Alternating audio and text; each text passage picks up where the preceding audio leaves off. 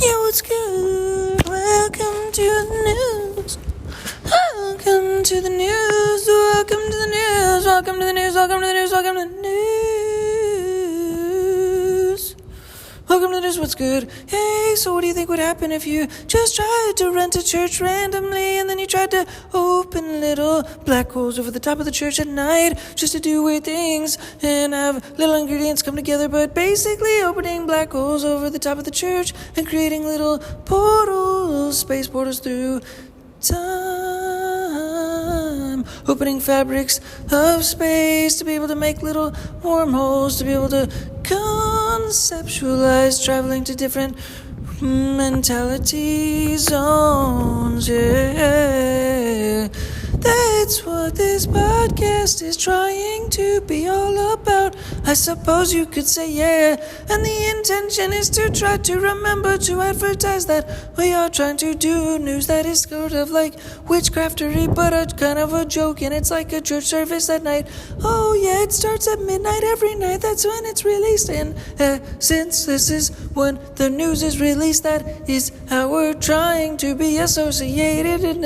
in a market sense, in the marketing sense, in the market sense, and acknowledgement to be able to be recognized as this is not necessarily a formal advertisement, but it's something like that, where we're talking about it just almost as though, oh yeah, it's a reminder that the news exists, that this is this news, that this is the podcast for the news for Dinky Tehc, which is a unique energy, and that this is almost like a weird advertisement insert inside of the podcast in of itself, which is trying to be like a thing that's trying to remember to be able to make advertisements to begin with. Oh yeah. To just remember to be able to try to do advertisements to begin with, to be able to try to advertise the news for every night as a specific, unique witchcraft type of church type of news, which is weird, and just opening black holes at night every night to be able to just like make wormholes above a church and pretending that we're renting a church to be able to do these weird vibes so that ultimately we can bring value, try to, from a unique angle and perspective, and that's what, yeah, podcasts I suppose are good for nowadays.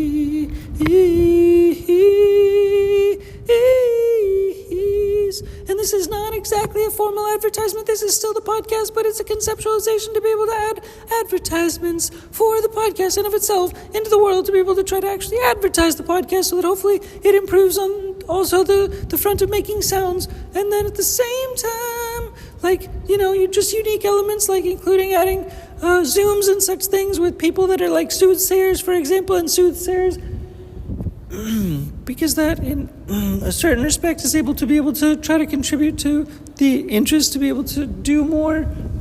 conceptual content with people that are like soothsayers, and then be able to have visualizations with Zooms, and then be able to have that inspire more pictures and type things that can be like merchandise, for example, and like merchandise, for example, that can be on a t-shirt, but also like an NFT, for example, and that NFT can be a coded symbol of what that necessarily stood for, that conversation. We want to have more meaningful symbols for every conversation that happens, and then like that to be able to translate into merchandise, for example, as mentioned before. And then it's also like a day brand, so every day it's like a different brand based on the nature of the conversation and the symbol that's sort of symbolizing every single podcast in essence. And so the interest as well for that is to be able to like make a podcast, but then symbolize it into a brand, which is also symbolized by an NFT, and then also the potential for a product fulfillment on the back end, which also can be represented by buying media to try to drive awareness to that specific podcast. And every day is a day brand based upon that, but also soothsayers are unique people to be able to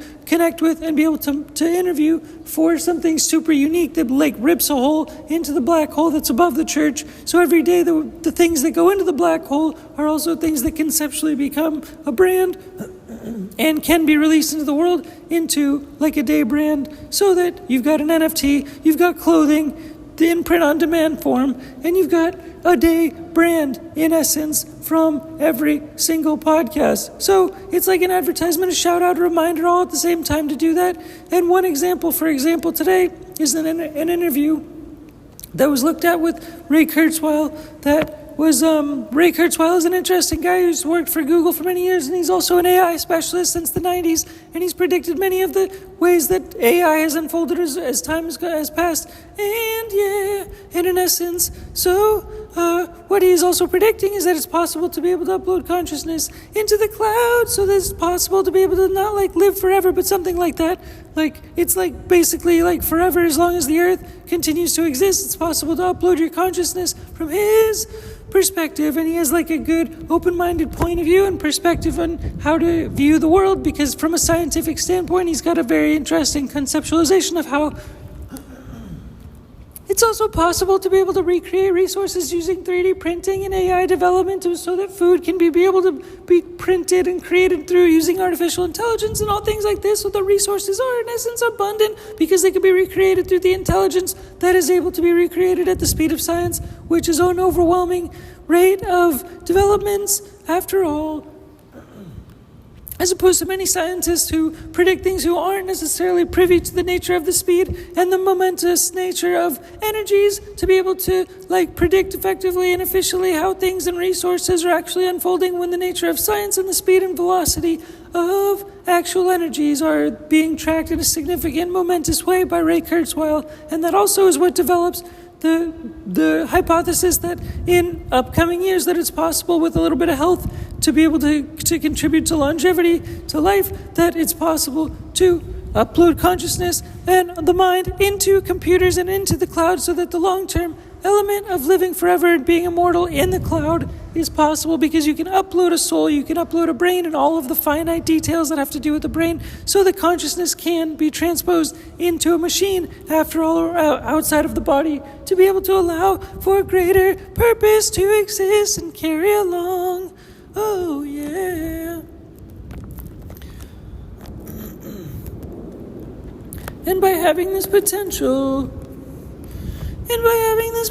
to be able to create different mind frames, to direct different energies too. We want to use this fake church at night, every night, to be able to try to push out and pull different energies back and forth throughout the universes. Oh yeah. Had also today sort of an interesting conversation with someone who is close, I guess, but regardless of that aspect of connection, there's an element of acknowledging. Try to just fundamentally acknowledge where it is that we are in time and space, and how things have unfolded as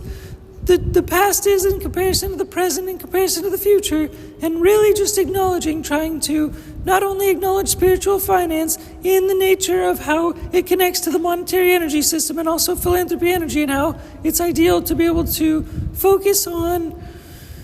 the nature and of itself of philanthropy energy to try to create momentous impact and influence into the world as we know it through our own abilities to create choices. But in addition to that, to be able to try to acknowledge the nature of energies and how they've been unfolding in time in a technological sense, and be able to use that energy of a mentality of visualization of this energy to be able to try to transpose that into the focus of future energies, but also to be able to contextualize how life has been, how life has been going, and to be able to try to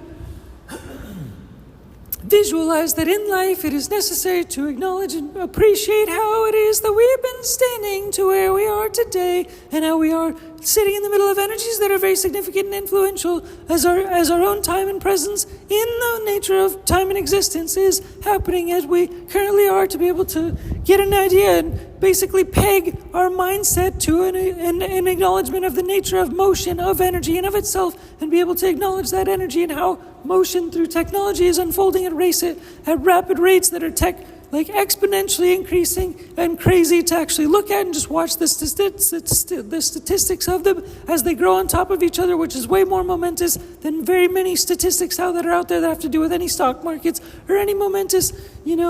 growth of monetary energy as a primary focus, which is what the world tends to primarily focus on. And this in of itself is what spiritual finance is primarily focused on around and based around his spiritual finance has to do with energies that are infinite energies and acknowledging all energies in the universe and the planet at all given times. In this Ray Kurzweil interview, just in a simple sense, is able to quantify the nature and the growth of the momentous nature of how technological energy, which is significant in relation also to time energy, which has to do with what he's focused on, which is unraveling the nature of time and being able to upload consciousness to the cloud, but also monitor the momentous nature of science in of itself, and acknowledging that as time goes on, that we're actually getting time back because of the nature of science being able to progress so fast that it's like we're actually winning in time, that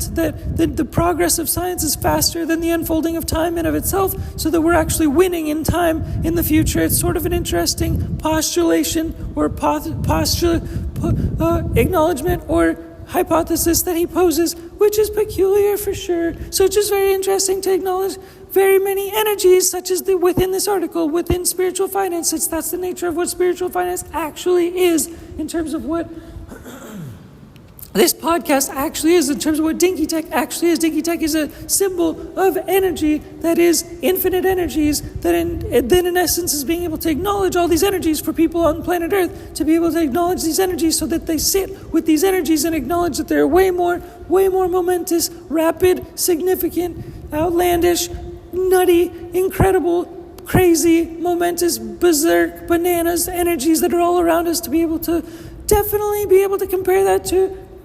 monetary energy, to be able to use that to the advantage, to be able to improve a mindset towards monetary energy, to be able to improve a financial mindset, to be able to improve a